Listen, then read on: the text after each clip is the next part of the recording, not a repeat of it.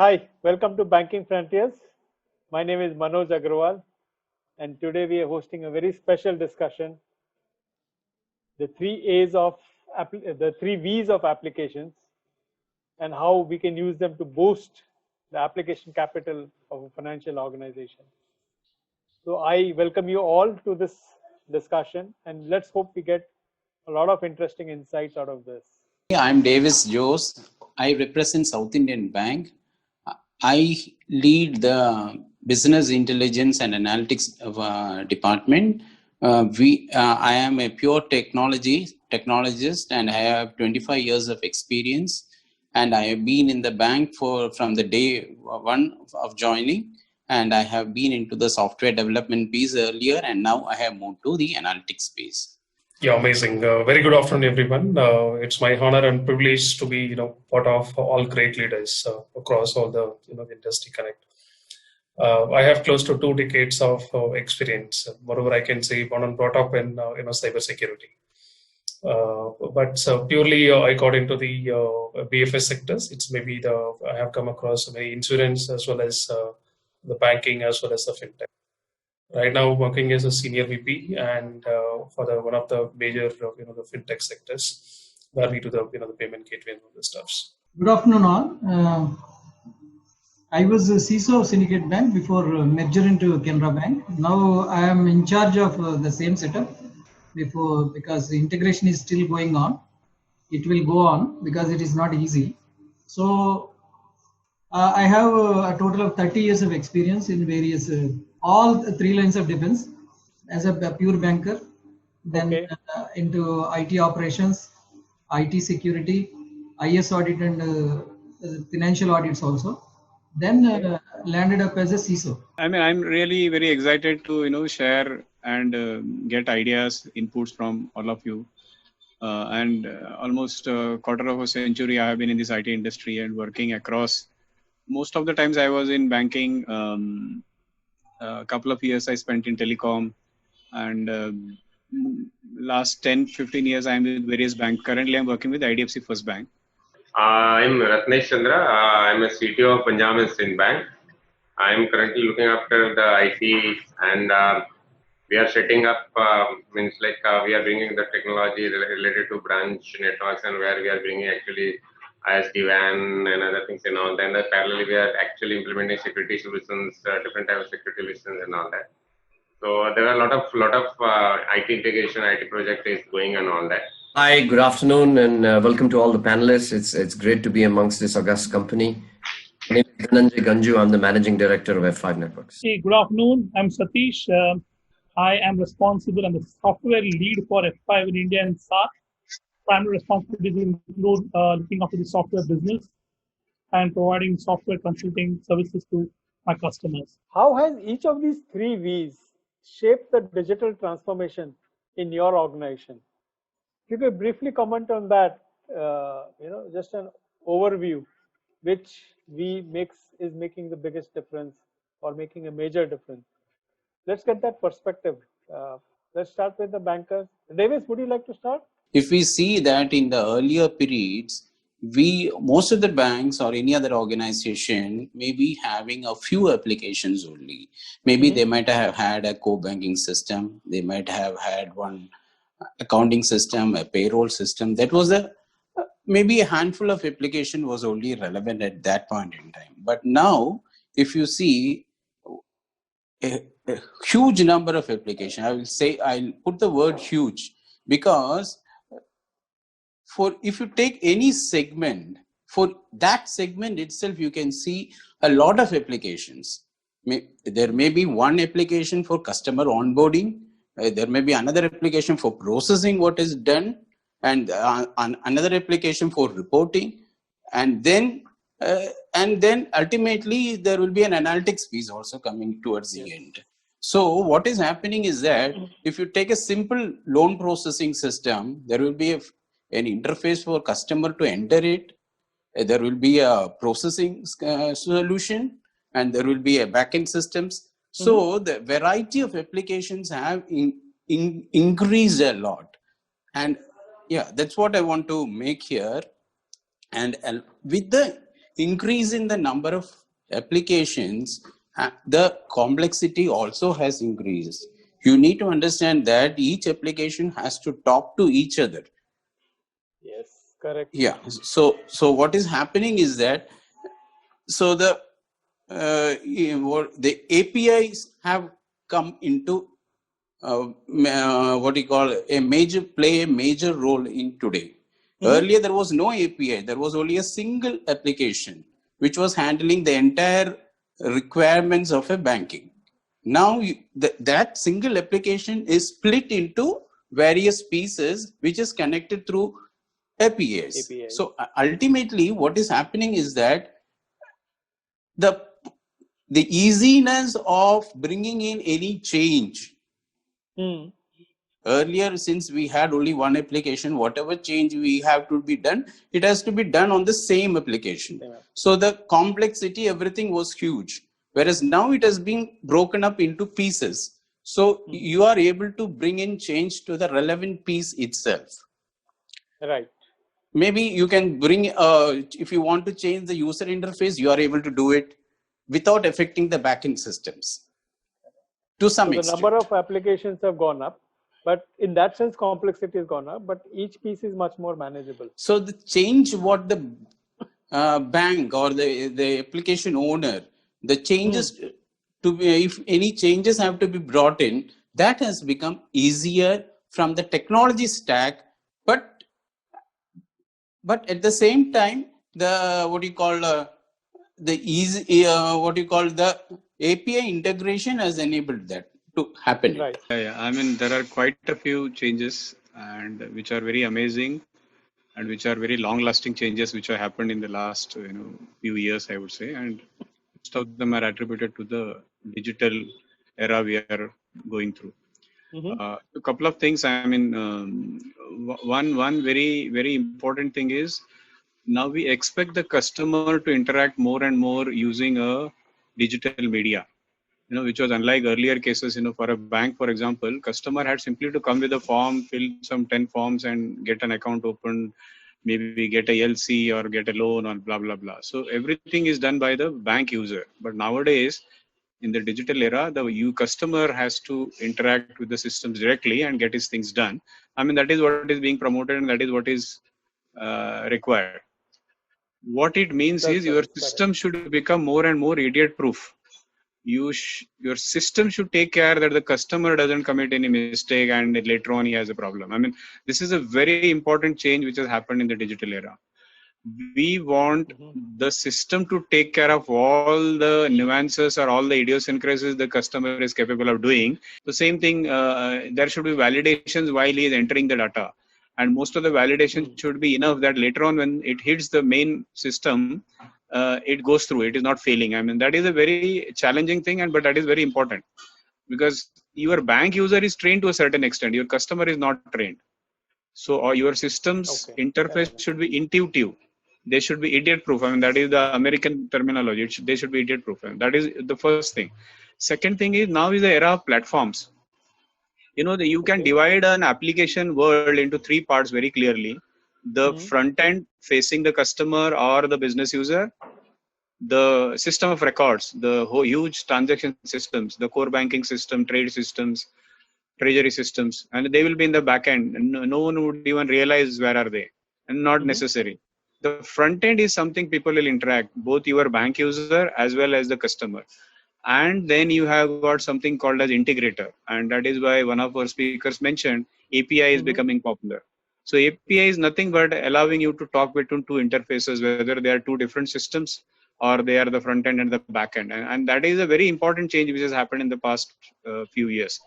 So what it means is your application flora and fauna has become more and more modular. And it is becoming more platform oriented so that your experience for the customer is becoming uniform at the same time hyper personalized. So what I'm trying to say is, suppose if Rajendra logs in, he will have a certain experience. Manoj logs in, he will have a certain experience. However, the service levels for both will be more or less maintained the same. Manoj should be also happy, Rajendra should be also happy. Now, from an application perspective, these are the two major changes which have happened. And the third important thing is the methodology of application development is going, from a waterfall method to the agile, and nowadays we're talking about DevOps, where the operations guy, the development guy, the tester, business analyst all sit in one, and every week they are delivering one feature, two feature, and that is where the MVP model comes into picture. So these are the three major changes I see because of digital on the application world. Yeah, thank you. Now, because that we have a lot of application and all that, now people are banking and all that, now you're using core banking. Now they've started using LOS. That one of my friend has told that we are using different applications and all that. Okay. Now, whether whatever application we are using, basically, it is now isolated. We used to use that isolated model and all that. And then we are not getting actually where we are actually able to get or what we are able to achieve the things. Although we have implemented multiple applications and all that, whether we are able to analyze something. So how you will analyze and all. Now, if you analyze and we have to integrate all the applications. Now we analyze and then in integration again, it will take, as somebody said, that integration will happen either through middleware or through API and all that. Now, so there will be different kind of varieties of the applications. Now, one is that application perspective, which is within the bank and all. Now, nowadays, we are talking with different type of varieties of applications when we talk about, say, like different type of cross channels, like when we talk about the insurance sector, when we integrate with income tax and all that. So there will be different kind of industries where we need to talk to them. We need to take the data from there and all. So now here the variety will be the place. It is not only that we are confining only within the banking applications and all. It is again with different sectors nowadays, not only within the place. So there is a variety. Now for analyzing and all, we need voluminous data and all that. So we have to have data where based on which we can analyze what kind of customers need is there, which area, what type of customers they means like that. So there is a voluminous. Then the third thing is that the velocity. Whether how soon we can integrate, how soon we can give this facility to the customers and all. So I think all three is very important, and it is going to play a major role for any kind of requirement and all that. So that is my submission. Okay, great. Thank you so much, Ratnesh. If I may come to Navneetan, if you can give the fintech perspective, because typical fintech does not have the kind of baggage of legacy systems and all that. So what is the impact of 3Vs for a fintech? So I'll tell you, since you touched upon this point, couple of the conference, of course, the public also demanded, right? If you want to do the transactions, always people pick that per minute how many requests we process. It's that's a volume of traffic. Let us take a Flipkart is coming and hitting on the payment gateway. Per second, so how many transactions we cross, that's very important. So the TB is the very huge factor. And couple of end users and then couple of merchant, people demand saying that we want to store the card. Just one go, just click on that, the card, and then I should be able to, go and make a payment and then get it done. Of course, Amazon have, done this, very recently in Amazon Pay. Just one click, you select a product, just one click, and then, your cart is done actually. Because now the people are looking for the experience, right? The time they wanted to spend. They want to have the experience. At the same time, merchant also, they want to do the multiple processing because that will give a comfort, right? In terms of how soon, you can do the processing and then how soon you can make the payment. But at the back end, really, we have to look on, how secure also it's very important. Maybe as a CISO standpoint, always, I focus the function, the features, whatever you think, what level of importance it's required. But same level of importance it's required for the, security also. Is the number of applications in a fintech like yours exploding, or is it fairly stable? Moreover, I can say it's a stable because we, in terms of the payment gateway, they lies between the the bank as well as the merchant, right? So most of the things we should be on the quick, like how soon I can the process your things, like it takes right to the verifications, authentication, authorization, and then make the payment. Like that's the ultimate structure actually. It is more technology upgrades to. Yeah, we are doing a lot of AI and then ML stuff because we want to automate a lot of stuff. AI playing a very significant role in terms of increasing your speed and then agility, and then in terms of accuracy, right? That's played a very significant role. We are working out. It's not only this. It's like every day you can see that, like, what is the innovations where we can bring it on the the payment gateway. Of course, across all this crisis, I think the payment sector is the one. It's really attracted a lot of investments. So that's a huge. It's a digital keep moving. payments have really shot up. Yeah. Absolutely. Great. Thank you. Let me come to Mr. Mallikarjuna Rao. And of course, you can bring in a unique perspective among all our panels, because you're now going to handle the applications spread across multiple organizations now coming together. So managing this whole variety of applications and consolidating among them is probably a huge challenge. What is the perspective you have overall in terms of making this whole process meaningful to the organization and its customers? Yeah, actually we are in the middle of that actually. See, for example, this velocity, variety, volume, here we have two banks actually we are handling. For example, if you take mobile banking application at both the banks, we are facing a lot of challenges, not only in integration, from security point of view also. Because day in and day out, something is happening. Because velocity, when you talk about UPI, mobile application, these two, if you compare with the core banking solution, lot of difference is there in the pace. Core banking solution is like elephant. Then if you want to open a loan account, one SB account, any other account, it will take half an hour in that core banking application. UPI, just in 1 minute, you can Google Pay, for example. They mostly concentrated on user experience. So velocity is very much different. In mobile banking also, application is very simple, but its business effectiveness is very huge. A lot of transactions now happen in either mobile banking or UPI. When you compare this mobile banking with the internet banking application was there before mobile banking application. There is somewhat slower than this mobile banking application, UPI, but faster than CBS application, this internet banking application. Now many people have switched over to mobile banking application. The people who are illiterate, they are not into any of these internet banking, mobile banking. They are only using card only. Some guys, some customers not even using card. It is like that. No card or internet banking or CBS or mobile banking. Mobile banking customers are somewhat literate and tech savvy, we can say that. There also we are finding age differential, some security issues. For example, youngsters, they are very savvy. But people who are at above 50 or so, they are losing money also. A lot of issues are happening at both. What is the global perspective perhaps on managing this volume, variety and velocity of applications?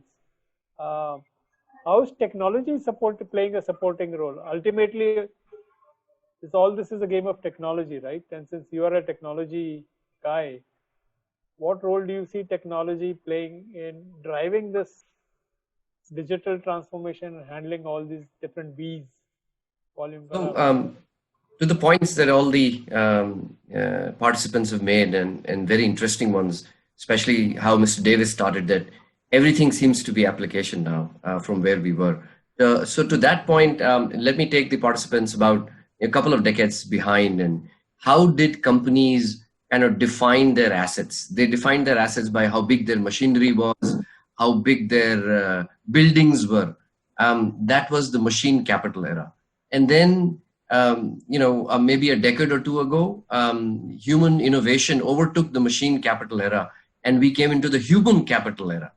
And we are currently in the midst of what we define as the application capital era, because literally for any organization, not just the banking world, for any organization to thrive today, applications are the front and foremost tools they have to bring their products to the market faster and with more innovation. So that's why F5 has always been closest to the application.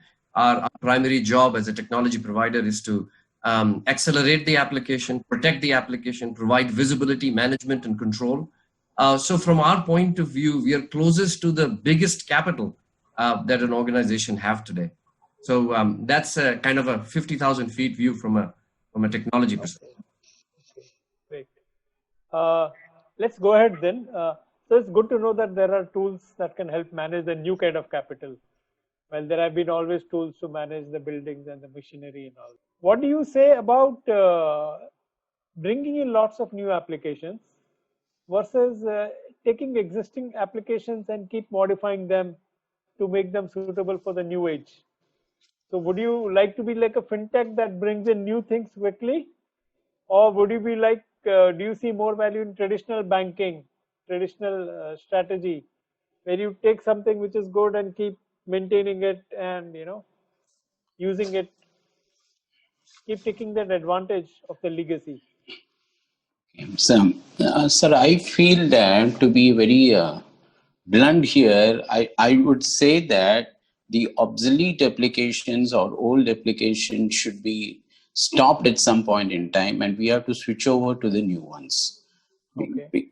Because there is no point in continuing with the old applications because the technology is changing very fast. See, when the technology changes very fast, the facilities provided by these newer technologies, the security aspects provided by these new technology is amazing. So if bankers have to use this power of the new technology, there is no point in using the old. If you say there is an old Foxflow system, I don't know whether somebody has heard about it. There's an old COBOL systems and all.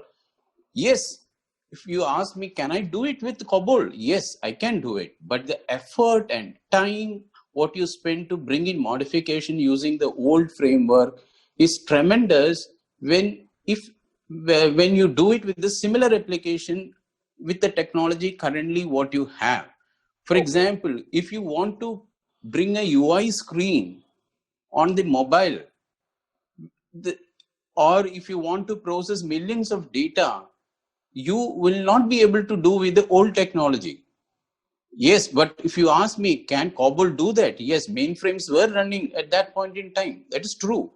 But the ease of using the new technology, the power of using the new technology is tremendous. And nowadays, everybody wants to get things done very quickly. Management asks you something, you want to deliver it within a shortest amount of time. So I don't think that you still hang on to the old applications and bring in modifications and tweak in and then adapt that old systems to work for the new environment. So old systems, after some time, it has become obsolete, and we have to be understand that, and we have to migrate. Migration is painful, but yet you have to change the technology. And I think the newer technologies to be adopted, particularly the services like microservices and all, have to be adapted so that new changes can be put in very quickly. Okay. So let me put a general question to everyone. Does everyone agree with what Davis has said, or is there an opposing viewpoint or a different viewpoint in terms of? Yes, Ratnesh. See, actually, to some extent, whatever David says is fine and all. But if you see the application perspective, see, whatever is talking about is the technology perspective. Means like, say, suppose the server is there and all that, we need to replace and all, say maybe 5 years, 6 years and all that. But really, whether we need to change the application from the banking perspective, say, like, suppose we have to provide that. To loans to, or we have to give loans to the customers and all that. So there is a need to change our loan applications. No, but at the same time, whether how that customer is able to process that, whether it's through mobile or whether it's through API where we can do some kind of automation and all, that is more important rather the changing the application. Because backend from our side, from banking perspective and all that, it is a loan application only. It is a core banking where all the thing is being done.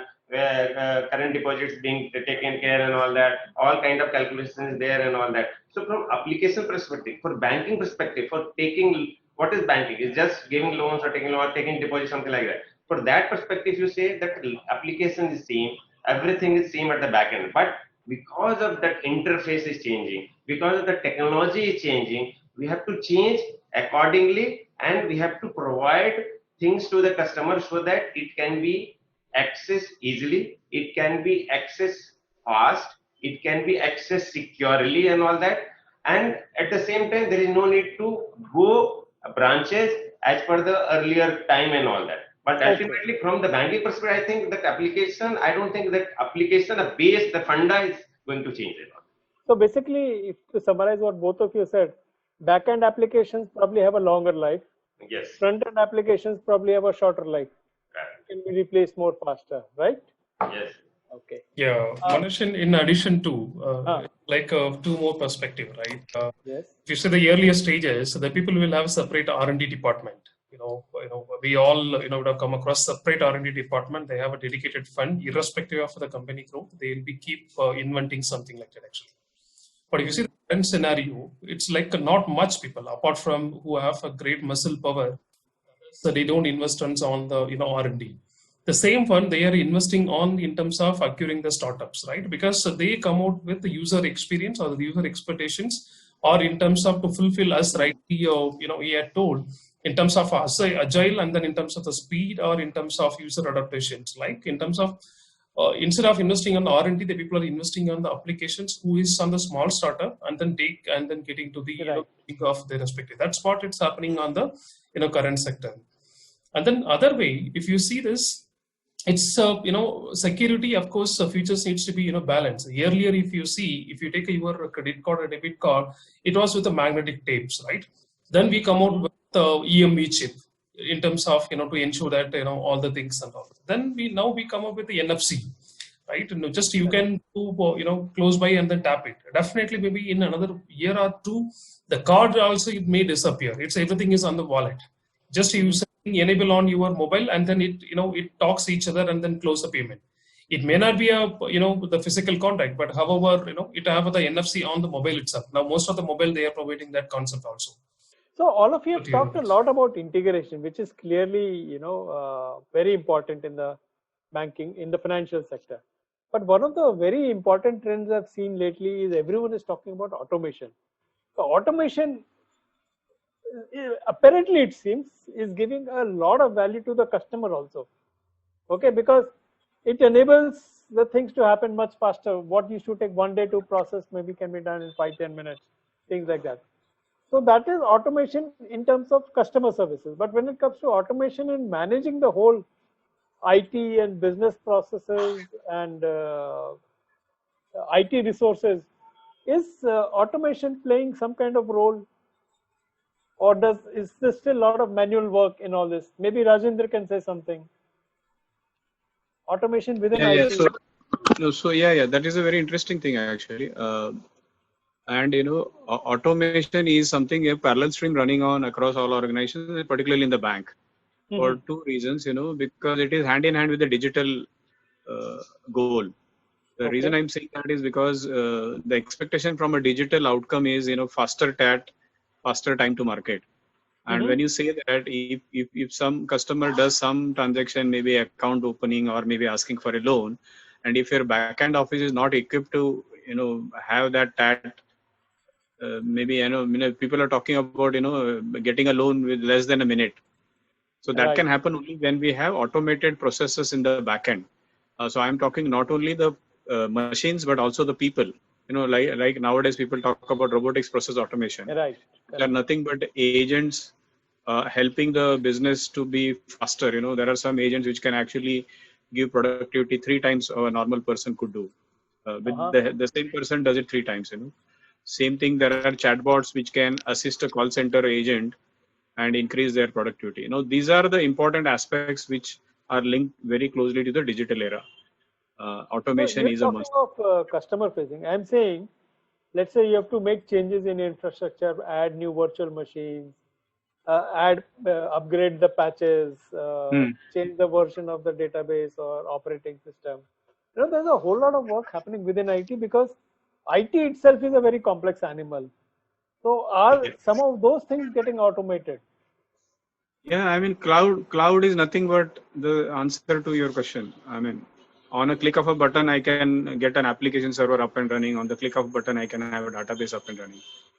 So that is also happening, and you could see in near future, maybe 2 years, 3 years down the line, most of the banks would be on cloud, and very critical systems which RBI is not allowing will be in a data center. A data center will be maybe 1/5 of the size what is today.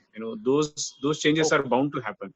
So cloud is another technology which is going to be the very important factor in the bank's budget in the coming few years. Yeah. Okay, that's great. So since you're talking of automation, cloud and all that, let me come to Dhananjay and say, how do you see cloud and automation making a difference in the whole entire IT stack and whole hundreds of applications that banks run? How does automation help manage them better? Does it do that? There are three trends which are kind of running in parallel and somehow interconnected, right? They are cloud security and automation. And if I were to just focus on automation, and I'll give you a live example of where we have seen this work very successfully. There is a large enterprise client of ours, 300 plus applications, and there are two distinct teams. A DevOps team that is responsible for developing that application using the latest gen tools, microservices, containers, and it's all containerized apps. And then these apps are done and handed over to the network team, and the network team then hosts these on the network. And whenever there is a change required, the DevOps team actually raises a trouble ticket using a trouble ticketing application. It lands to the network operations team, and an engineer picks that ticket and starts resolving it. Typically in a day for this organization, we were seeing about 70 to 100 trouble tickets being generated in a day. And then these many engineers required at the back end to make sure that whatever was required by the DevOps team was actually getting done on the network side. We saw that problem, sat with the client and used several API technologies. So now what we've done is we've integrated the trouble ticketing system and exposed our APIs from our app management system into the trouble ticketing system. Now we have exposed the applications to the DevOps team. And for example, I'll give you an example. An SSL certificate has expired. And the DevOps team, if they don't install that or renew the SSL certificate, the application will go down. Now, earlier was open a ticket, get an engineer installs that app. Now it's seamless. DevOps team gets the exposure to the app, installs whatever they want to, no engagement with the NetOps team, and everybody's happy. Similarly, increase and decrease infrastructure, add more pools of server, decrease pools of server. These are all now automated tasks. We have seen 70% reduction in the trouble tickets alone by implementing such an automation in the environment. And so apart from reducing the problems, I guess the speed has also, agility, speed of resolution obviously would have gone up. Agility, cost, all these were, fallouts of implementing such a system. Cool. Let me come to Mr. Mallikarjun Rao. And I want to now come to bring a little bit of the business perspective. So technology always has all these technical terms, and initially, earlier days, 10, 20 years ago, business never understood the technology jargon. But nowadays, technology is being published out everywhere, all kinds of newspapers, magazines, online, everywhere. So business users are becoming pretty technology savvy nowadays. But are they really interested in understanding only from the user interface side? Or they really want to understand your issues in terms of such as clouds and containers and automation and security, agility, the things that a CIO is and a CTO and a CISO are concerned about. Are business kind of getting into those things? Do they really care to understand this so that they themselves can take better decisions in terms of managing their applications? Yeah, actually, banking sector, it depends upon the size of the bank. It's like a big forest. In that forest, everything exists. Automation exists. Um Automation in a smaller scale exists. Larger scale exists. Even manual systems also exist. Yes. Okay. You cannot fully automate any area which is a bigger thing. So when you do a homogeneous business, it is very easy to automate. When your business is having multiple areas of activities, you cannot automate. But 90% of the things as of now, they are automated, and mostly they are in data center even now because of RPA, whatever regulations are there because of that. Having said that, there is cloud presence also is there, knowingly or unknowingly, because we onboard a lot of vendors. So vendors mostly are a partial part of their activities on cloud. So indirectly we are exposed to that. But of course we have an architecture that is robust. We have DMZ, MZ and all segmentation, everything. That security, again, it is a very complex kind of thing. As of now, banking sector, security wise, it's okay. But having said that, again, CIO, CISO, and other people, they understand. They understand the business. Mostly in banking, they are from business side only. Later on only, they become they come into the technical area. So they do what they want. They know what they are doing. Okay. Yeah. So some pilferage will be there, some CPAs will be there, but by and large, the implementations and the delivery is okay, because what happens is banking is a dynamic area. Every day and day-to-day basis, you have to cater to the needs of the customers. So unless you deliver, if my mobile banking, for example, is down for 1 hour or 2 hours, 1 day, it is a big, it will have a very big effect. So I cannot stop, or anybody in any bank cannot stop his mobile banking. It is one example. So if they stop, they have to provide some compensating control should be there. So people understand automation happens. Going forward, as others told, it will have the combined hybrid kind of thing. That means automation will be there. Use cases, based on use cases, this RPA, what is AI, ML, will be implemented. Not whole hog, but actually depending on the use cases, whether it is useful or not. So there is a term called physical. Physical will be there. Physical, concrete banking should be there, would be there. That is a sentimental kind of thing. Virtual, completely, it is not going to go. But mobile phone will take most of the banking into its hand. That is going to happen. Yeah, a lot of good viewpoints that I got from the people in the panel before, and it's interesting to hear the different directions in which every bank is operating. But to come to your question, right, we do see BFSI right in the front when it comes to adoption of new technologies. But there are areas where BFSI is being very cautious about. Like some of the learned panelists before me spoke about, right? There is this massive trend shifting towards the microservices kind of architecture. You find every application seems to be broken down, into smaller microservices, as they call it, and every microservice is managed by an independent team. In a bank, right, the number of such microservices could be in hundreds. Some banks that we work with today, the number of microservices that they handle is hundreds. There might not be 100 teams managing the applications, but there are easily 20, 25 teams that are independently responsible for different components of this application. So what is the problem? The problem is, right, every team that develops this application or this microservices, right, is relying on a different framework altogether. For example, we have some banks having a front end which is built on one particular technology, but the back end being built on a totally different technology. The man who's managing the operations, he's been tasked to deploy the application somewhere. either on the data center, in the public cloud, in some on-prem private cloud, wherever. Now he's trying to think, how do I ensure that I get all these applications running? Because earlier life was simple. Take the application, take an operating system, put the dependency in, and everything works like a breeze. But now every framework needs to work, every element needs to work, and each being done and built, developed independently, they all need to also manage independently.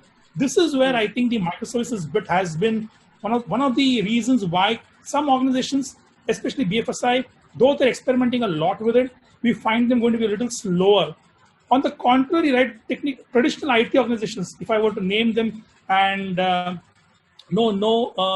that we want to be very particular about, but the big wigs like the TCSs or the Infosys, the Wipros, right? Then it is the other way around. The primary ask is, right, we want to go microservices, we want to have complete autonomy and freedom to deploy my applications. That is where the problem starts to come in. So what they expect is, right, we are not going to be building everything in one shot. We have a path that we have set out. We have a strategy in place. The strategy says that we're going to have multiple milestones in between to go from point A to point B. And at multiple points, right, we're going to reevaluate what technology options that we have in front of us and then start building applications in such a way that we're able to meet those milestones. However, whether they're banks or any other organization, right, they also want to ensure that whatever technology that they've invested in should not be a waste every time they hit a new milestone. Technology should continue to serve them and each individual milestone. And I think that is fundamentally where a company like F5 fits the bill very clearly, because we have been in this business for the last 24 years. And we have been helping customers migrate from traditional architectures to modern microarchitectures and microservices since the last 24 years in different stages of the career. So what we have managed to do is, right, you invest with an F5 and buy some technology with an F5, right? It is a guarantee from our side that we will be able to adopt and adapt ourselves to any technology that you might choose to deploy. One classic example that we came across is, right, can't name the customer, another banking customer, who came back and said, see, I bought tons and tons of F5, but now I'm going to go to microservices. I don't see F5 delivering any value in a containerized world. Okay. My response to that is, in fact, F5 would be the first person to actually come out and deliver value to you, because at a switch of a knob, you can actually convert an F5 from being a traditional ADC to a microservices ADC. And we actually tested that with the bank, and in less than a week, the application teams were able to port a lot of their micro applications and microservices they were building onto the F5 in no time. So those are things that we expect customers to do. The logic being, right, we want a technology to also map the customer's timelines and customer's expectation of what the technology to serve. But in every 2-year cycle, if the customer has to change its technology or choose a new platform, right, there is no ROI. I think that is where F5 really fits the bill. That's interesting. Yeah, so that bringing that cost and flexibility element in technology is obviously very important in a dynamic and changing scenario. Exactly. Let me come to one more aspect of all this technology upgradation and velocity and all that. That is the human resources. A typical bank can buy any kind of technology it wants. A typical bank can develop any kind of application it wants. But the technical human resources are always a challenge. There is a shortage of such human resources all over the world. So to what extent do human resources become a very critical element nowadays in the technology upgradation and transformation journey? Whether you want to go into cloud, whether you want to go into microservices, whether you want to go into automation, whether you want to do more and more integration, are human resource skills and talents and availability shaping your decisions? Can we hear, let's say, from Ratnesh and then from Davis? Whatever technology we are implementing, whatever automation we are doing and all, even whatever, whether it is, as you say, again, I'm coming back to VVV, whether it is a voluminous analysis, whether it is through API, that is velocity, or whether it is a variety, whether integration with different applications. But again, that human resources will be required. Just we take the example of this COVID-19 incident itself. Like we have done a lot of automation and all that, but because of one incident, we are not able to, means that human resource is not able to move in the office and all. And there are a lot of projects already. We are actually, I'm facing the challenges that because of these things and all, although a lot of automation is there, but again, suppose some issues is there and all, people are not able to reach that particular thing and all that. We are held up and all that. We are facing issues and all. So ultimately, the resources will be required. The second thing is that technology is changing so fast and all. Now we are moving actually API based, a lot of integration is doing and all. And now we will be coming around AI, ML. We are going to do robotic process automation and all that. Although it is fine, see cost wise, time wise, everything is there. But suppose some issues is coming and all that. If the resources are not there and all that, it is very difficult. It is challenging and all that. So definitely that human resources is playing a big role and all that, and it will be there and all, and their expertise will be the challenge and all. There will be resource crunch and all that if some situation brings and all that. So from my perspective, I think resources are very important and all, and it will be always important for us, for everybody, that perspective and all that. Davis, would you like to give your perspective on impact of HR on framing the technology roadmap? Sir, if you look at the banks, every bank might have recruited some IT personnel for their technology handling. But the problem here is that the technology is moving very fast, but the people people who have been recruited stays for quite a lot of time in the banking industry. And of course, we are providing them suitable training, enhancing their skill sets, etc., etc. It's happening on one side, but I think it is difficult for the IT persons sitting inside a bank where the core function is not technology, core function is business. So in that perspective, there is always what you call one step behind. The technologies in the banking area may not be in line with the current what is happening in the other institutions like software companies or fintech companies. So I think the approach what we as a bank has taken is that we take resources from outside, and those resources they work for the bank for some time. Meanwhile, our people also get equipped with them. So they learn the technology with the support of the industry experts. So that is how this has to take it forward, because otherwise, whatever training you do, they don't get the latest technologies. So human resource is definitely a problem. It's not a problem; it's a challenge here. But that can be tackled in a different manner. That you get some skilled resource from outside, allow them to work with the bank, and let the bank people also learn along with them. That is the strategy what we apply here. Okay. Let me ask Navneetan, is the technology strategy for a fintech overall kind of different from that from a bank?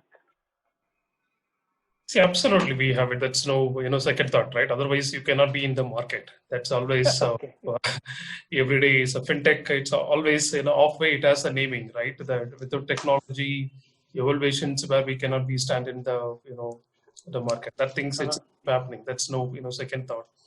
But in terms of the people perspective, if you see most of the the fintech side itself, where we need education, it's both the side, right? Earlier stages, if it is a banking, I may not require to be a tech savvy. Like I can be normal, like just go and like only the who are all operating at the other side at the bank side, they can be techy. But now it is absolutely different. Even all the users also should be a little bit techy to handle certain stuff section.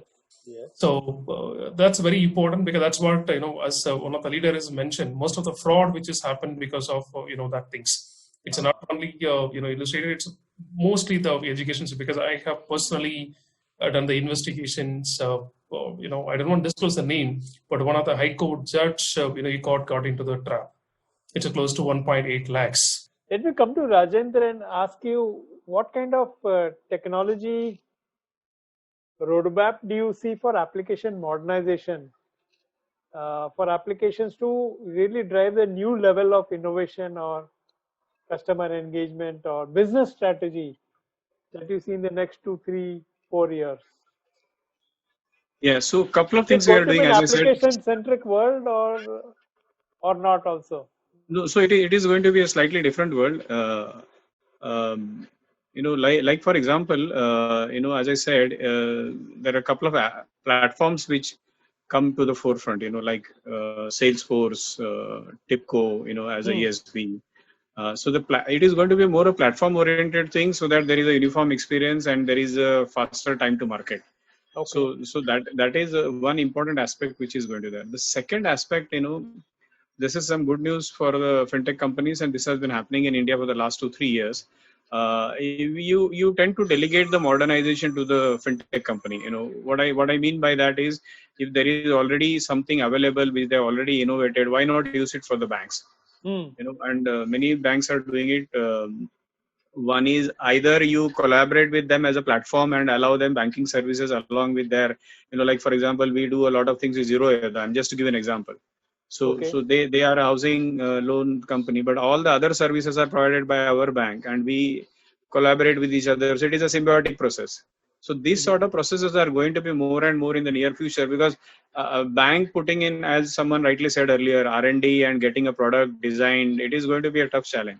So it is a good idea to have a symbiotic relationship with the fintech in all areas which are relevant to BFSI, and that is going to be the way forward. Like for example, we have collaborations with many platforms, like in the pharma industry, so all these platforms are actually taking banking services from us. So it is basically give and take. That is what I'm trying to say. Because if I have to, as a bank, develop that platform, I might take years. But there is someone who has already developed it, and it is the latest technology, the cutting edge. Why not, piggyback on that, and we can always cut a deal which will be beneficial for both the parties. And that is going to be the trend in near future. So it is going to be a platform, it is going to be a parent systems, and then it is going to be all modernization delegated, and that is the way I look at it. Because then we worry more about the customer experience rather than anything else. The security has become a very big concern now, because we always, first of all, when we deploy any application for business delivery, we don't think about security. Nobody actually. So security is an afterthought always. So when we look back, it is already something must have happened. By the time we realize, a lot of things on security side, lapses would be there. We only learn by incidents only. That is what is going on now. It is lagging. It is operations go on the faster pace. This vendor, see, mostly this is technology driven. Banking is technology driven. Banking mostly is driven by vendors only. I'm openly telling. Vendors only are driving this security, but vendor actually, unless some business objective is there, vendor does not come out with an application. He comes out with an application when there is some business objective. Then only banker will accept that. So when vendor also, there is a concept called security by design. Security by design, actually vendor actually takes care of that. Even after that, though there is no problem in the design of the application, there is a problem in the usage of the application. That means customer cannot use that properly, because customer is crowd.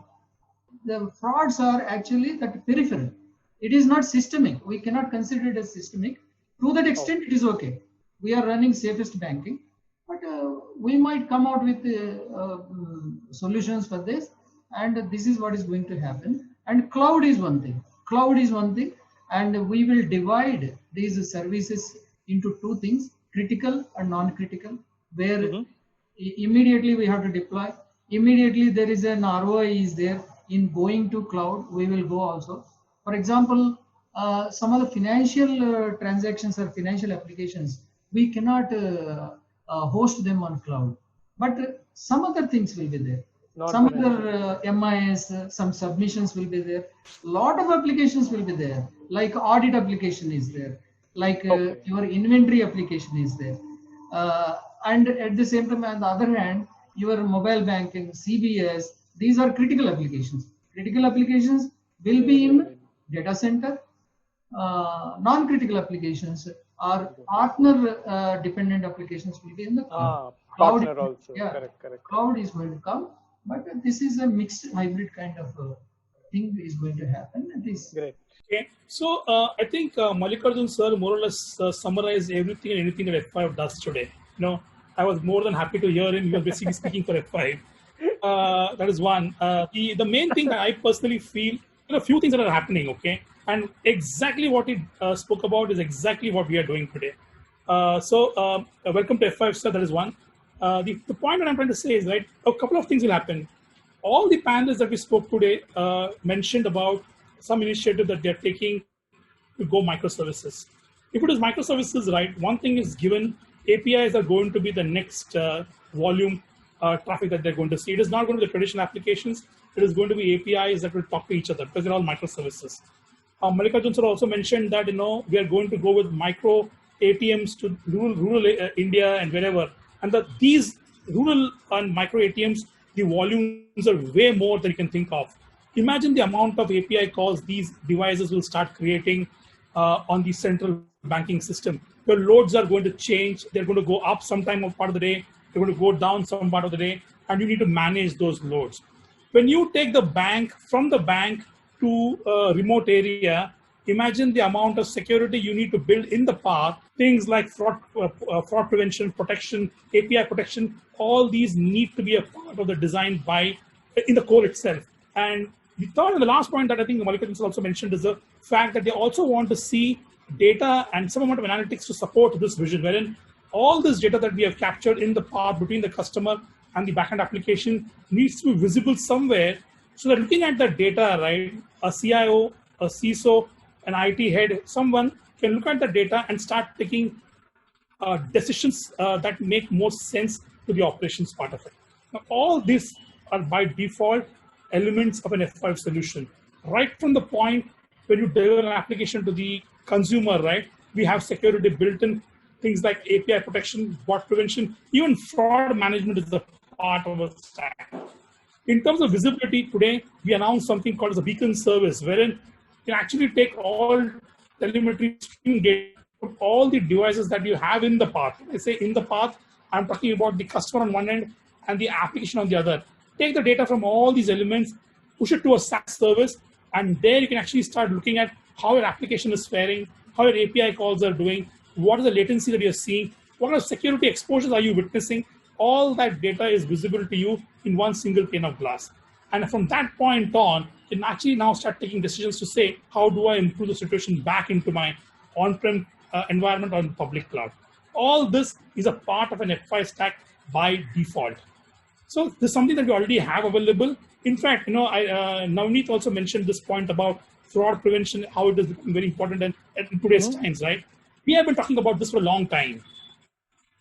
We acquired Shape Security about 6 to 10 months ago. And today, a large part of our conversation is around fraud. And we are doing that today with all the banks and with the fintech companies. There's something that's already being built. Somebody also on the call mentioned that there is no, I think it was Rajendra sir who mentioned that there is no point in reinventing the wheel. I'm as well partner with somebody who has the technology and implement that by design. So, thanks for all the panelists. I mean, you all spoke for F5. I'm very happy to hear that. But yeah, I think I'll let Dhananjay close it off for us. You're actually spot on. I think at F5, right, we believe you're solving a business problem, not a technical one. The technical problem will get solved in the process, but I think, and we've been doing that for so many years, I think you want to address the business problem first. To address the business problem, I think the technical problem gets resolved. Dhananjay, your closing comments on how do you see all this shaping up? Absolutely. Mr. Rao made a very interesting comment around security. He called the scamsters and the fraudsters a businessmen, and he's spot on. A hacker will come and hack, that will cost money. The whole hacking mechanism costs money to the hacker. Mm-hmm. So if his cost is less than what is available behind the login, he'll continue to hack. But if his cost of hacking is raised and his cost of hacking is now more, and then what he's able to get out of the network after a login, then the hacker will go away. And again, to Satish's point with Shape Security, we have kind of we have a tool called the passive detection tool, and we do this with almost all our clients, especially the banking one. I received a report this week from one of the banking clients. 22% of the traffic is malicious, is just machine bots, not human beings. So our first job is to segregate bots from human beings and allow human beings to come in. And our second job is then to determine the human being that you have allowed to come in, is that a good actor or a bad actor? And we have the technology and the signaling that we monitor to figure out that let's allow the good actors and drop the bad actors. So with that point, I'd like to thank the panelists for their time and the vision that they have painted here today. Thank you all very, very much. Have a great Thank you, Manoj. Thank you to the panelists. Thanks, Manoj. Thanks, Manoj. Thank you, Davis. Thank Have you, a great Dhananjay. weekend. Thank you, Mr. Rao. Thank you, Thank you. Navneetan. Thank you. Thank you. Thank you, Satish. Thank you, Manoj, sir. Thank you. Bye. Thank you, sir. Bye-bye. Yeah, thank you. Rajendra.